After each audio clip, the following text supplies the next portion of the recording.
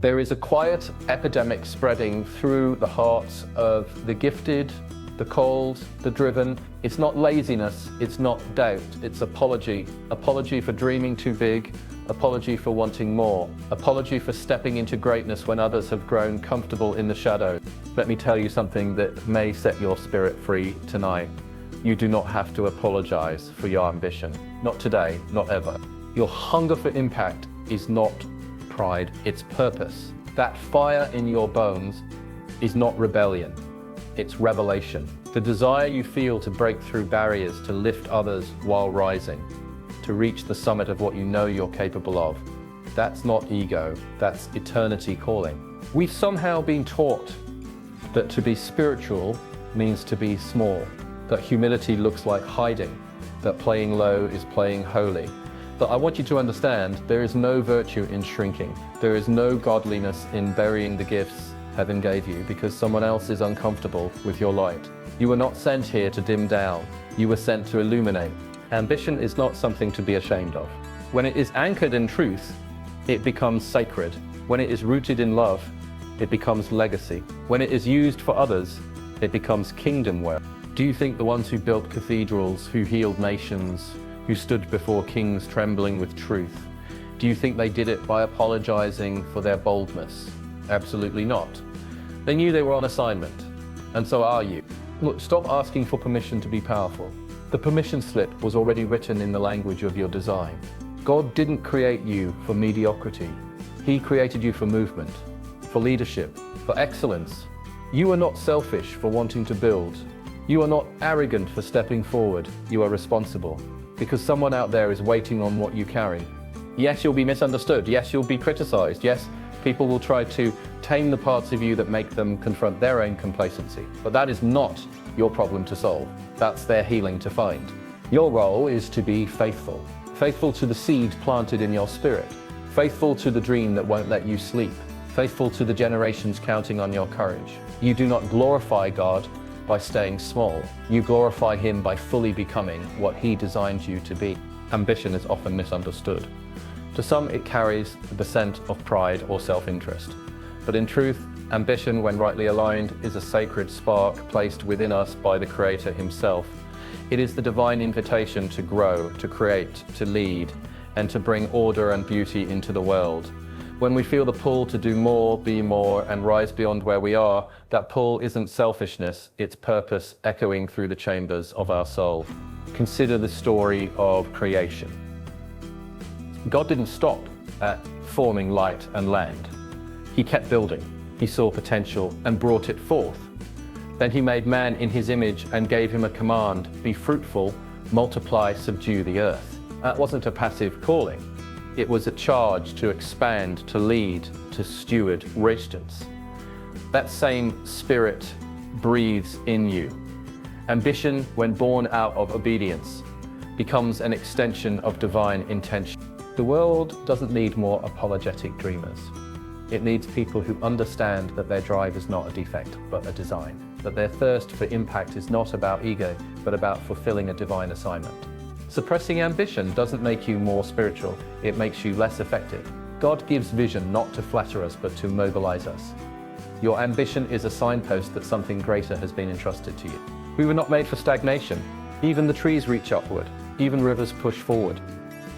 Ambition is part of the rhythm of heaven's creation, motion, momentum, multiplication. So when you feel the longing for more, the desire to expand and elevate what's around you, know this: it is not a rebellion against humility. It is a response to heaven's call. You were made to advance. Ambition, rightly held, is not a sin. It is sacred. The world is shaped by those who see beyond what is into what could be. Visionaries are not content with the status quo. They are compelled by a deeper truth, a higher possibility, a future that others cannot yet see. And this is not a luxury reserved for the elite or the extraordinary. It is a necessity for a world in desperate need of transformation. Visionaries are not just dreamers, they are builders. They take the raw material of the present and stretch it toward a more just, beautiful, and purposeful future. The reason the world needs visionaries is because we are surrounded by noise, distraction, and fear.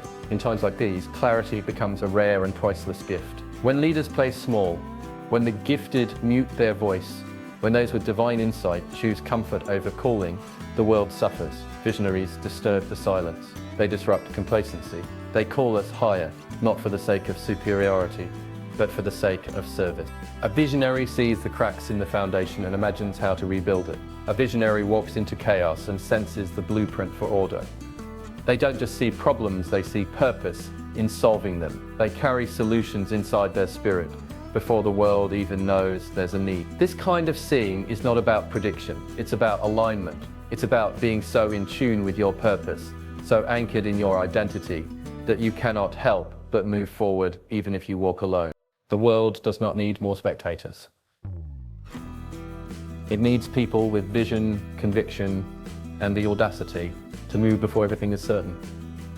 Visionaries are not always welcomed at first, but eventually they are followed because people recognize truth when it walks into the room, and vision, when lived boldly, always brings light. We've been fed a false choice that to be humble, we must lower ourselves, and that to be ambitious, we must abandon humility. But this is a shallow understanding of both. True humility is not the absence of ambition, it's the posture with which we carry it. It is entirely possible, necessary, even for humility and ambition to walk hand in hand. One keeps us grounded, the other keeps us moving. Together, they form the foundation of meaningful leadership and lasting impact. Humility does not mean thinking less of yourself. It means thinking of yourself accurately, with clarity and perspective. It is the recognition that your gifts are not your own, they were given. And because they were given, they come with responsibility. Ambition then becomes the willingness to steward those gifts fully, to maximize their impact and to serve others through the work of your hands. The humble person does not bury talent out of fear or false modesty. They multiply it, not for their glory, but because they understand what's at stake if they don't. Ambition, when detached from humility, becomes ego, loud, fragile, and self-serving. But ambition, rooted in humility, becomes a quiet force of purpose. It doesn't need applause. It doesn't need attention. It simply needs room to move. The humble visionary does not chase success for status. They pursue excellence out of reverence. Reverence for the opportunity, for the people they serve, and for the God who placed the dream within them. You can be both powerful and gentle. You can stand tall without stepping over others. You can lead without needing to dominate. That is the sacred balance. Humility and ambition are not at war. They are allies, partners in the pursuit of a life that honors both who you are and who you're becoming. Your calling will never be fulfilled in the comfort zone. It demands more than quiet wishes and polite intentions. It requires boldness. The kind of boldness that chooses obedience over approval, faith over fear, and movement over safety. Every divine calling comes with a cost, and one of the first payments is the courage to stand when others sit, to speak when others are silent, to build when others doubt. You were not chosen to blend in, you were chosen to break through. Boldness isn't arrogance, it's clarity. It's the deep knowing that what you carry is needed, that the dream planted in your spirit is not random, it's an assignment. And when heaven assigns something to your life, it will not allow you to settle. There will be a persistent ache for more, not because you're discontent, but because you're being summoned higher. The problem is, many people feel that pull, but ignore it, not because they lack vision, but because they lack boldness. To walk in your calling is to face resistance. People will question your motives. They will minimize your progress. You will be tempted to shrink, to soften, to second guess. But purpose is not for the timid. Boldness is what separates the called from the chosen. The ones who step forward when it's inconvenient, risky, or lonely. Every great movement began with someone who chose bold obedience over quiet compliance. God doesn't call the perfect, He calls the willing, but willingness must be matched with boldness, or the calling remains dormant. You don't need to have it all figured out. You just need to move with conviction, trusting that each step forward is a declaration. I will not hide what God has placed within me. Your calling is too important to play small. Boldness is not optional, it's essential. You don't need permission to rise, not from your family, not from your peers, not from society, and certainly not from your past. The calling on your life didn't come through a committee. It came straight from the mind of God, formed in eternity, spoken into your spirit before you ever took your first breath. What you carry was not assigned by man, so it doesn't need man's approval to be activated. Waiting for others to recognize your worth is the fastest way to delay your purpose. We've been conditioned to believe we need to be invited, endorsed, or validated before we move.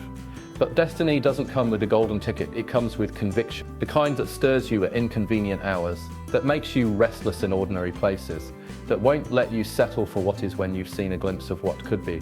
That conviction is your confirmation. That urgency is your green light. When you rise, people may question your timing, your qualifications, even your motives. But understand this, if you wait until everyone is comfortable with your next level, you'll never leave the ground. Rising isn't arrogance, it's alignment. It's saying yes to the invitation already written into your DNA. It's walking through doors, even when they creak with resistance, because you know they were meant to open at your touch. You don't need someone else to recognize your value before you act like you have it. The truth is, the most powerful breakthroughs happen when people decide to stop asking for permission and start living from the authority they were already given. Heaven has already spoken. The oil is already on your life. Stand up. Step forward. You don't need permission to rise. You were born to. Success, when rightly understood, is not about accumulation. It's about assignment. It's not about having more, but about carrying more. The world often paints success as a self-serving pursuit, a ladder climbed for personal gain. But in the kingdom mindset, success is stewardship. It is managing well what has been placed in your hands so that it multiplies, blesses, and transforms everything it touches. When you succeed with wisdom and integrity, you expand the reach of your calling and deepen your impact on others. That is not selfishness, it is service at scale.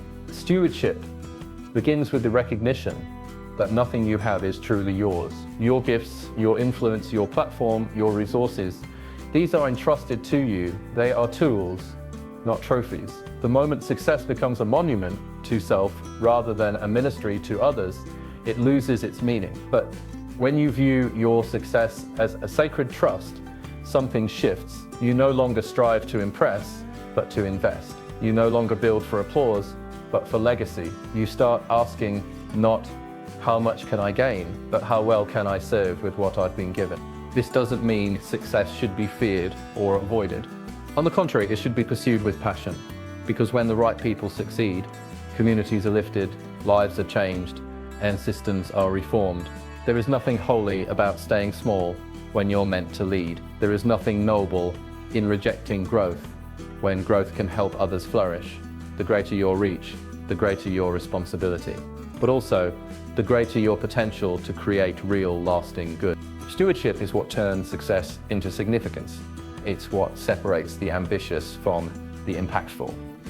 So pursue excellence, build boldly, rise fully, and remember, success is not the goal, it's the mean. It's the tool in the hand of someone who understands they're building something much bigger than themselves. There will come moments in your life when your growth makes others uncomfortable, when your clarity unsettles their confusion, when your confidence disrupts their insecurity. And in those moments, the temptation will be strong to dim your light, to soften your voice, to shrink your presence just enough to make others feel safe. But hear this clearly, shrink for no one. You are not designed to live within the limits of someone else's comfort zone. Playing small doesn't protect relationships. It poisons your purpose. You cannot fulfill a divine calling while constantly bending to human expectations. Your life is not meant to be edited for the sake of acceptance. Every time you suppress your brilliance to fit in, you dishonor the very reason you were created. Your gifts are not a threat, they are a torch, and torches are meant to blaze. It is not arrogance to walk in your full stature. It is obedience. When you embrace the magnitude of who you are, you don't belittle others, you inspire them. You give them permission to stand taller, dream wider, live freer. Shrinking never served anyone. It breeds resentment, regret, and a life half-lived. And the world doesn't need half of you. It needs all of you, whole, awake. Yes, your growth will trigger some. Your breakthrough will challenge those still wrestling with their own. But that's not your burden to carry. Your job is not to protect people from your greatness. It's to walk in it so they can find theirs. There is no wisdom in hiding, no holiness in shrinking. You don't serve God by staying small. You serve Him by becoming everything He placed inside you. So rise, speak, move, build, stand. And do it unapologetically, because you were never meant to shrink. You were meant to shine, stretch, and lead. And you owe no apology for that. Stop apologizing for the weight of your calling. Stop shrinking to soothe the fears of those who haven't yet found their own voice. You were not made to blend into the background. You were born to build, to lead, to rise. Ambition, when rooted in purpose, is not a flaw, it is fire. And the world desperately needs that fire lit by conviction, guided by truth, and fueled by the courage to keep going even when misunderstood. So stand tall, speak clearly, move boldly, and never again ask for permission to be what God has already called you to be. Your ambition is not too much. Your dreams are not too big. Your presence is not a problem. It is the answer to someone else's silence, the light in someone else's darkness, the breakthrough on the other side of your obedience. This world doesn't need more people playing small to fit in. It needs more warriors of purpose willing to rise without apology. So rise and don't look back.